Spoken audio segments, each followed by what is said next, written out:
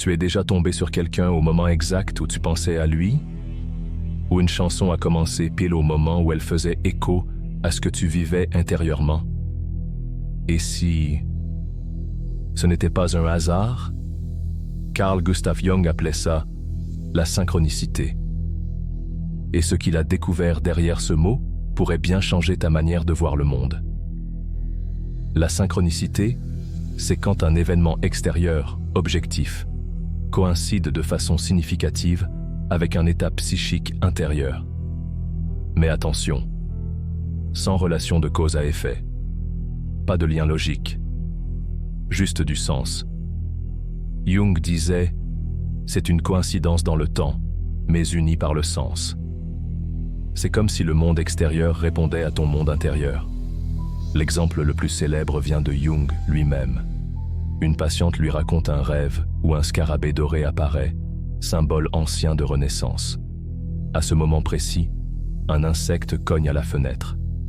Jung l'attrape. C'est un scarabéide, l'équivalent réel du scarabée du rêve.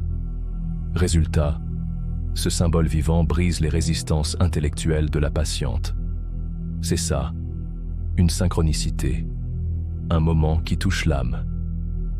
Jung a développé cette idée avec Wolfgang Pauli, un des pères de la physique quantique. Leur intuition, il existe un ordre sous-jacent au réel, une structure symbolique invisible, où psyché et matière se répondent. Ce n'est pas de la magie, ni du mysticisme. C'est une hypothèse profonde sur le fonctionnement de la réalité. Une réalité où le sens l'emporte parfois sur la cause. Jung lie la synchronicité à un autre de ses grands concepts, l'inconscient collectif. Un réservoir d'archétypes et de symboles partagés par toute l'humanité. Quand ton inconscient personnel se connecte à cet inconscient collectif, des symboles puissants peuvent émerger dans ta vie réelle. Ces moments agissent comme des révélations, des portails vers le soi, des clés pour ton processus d'individuation. Jung disait « La synchronicité est une réalité toujours présente pour ceux qui ont des yeux pour voir. » Et toi, est-ce que tu as déjà vécu ce genre de moment étrange, troublant, mais profondément juste? Ce que tu vis n'est peut-être pas du hasard.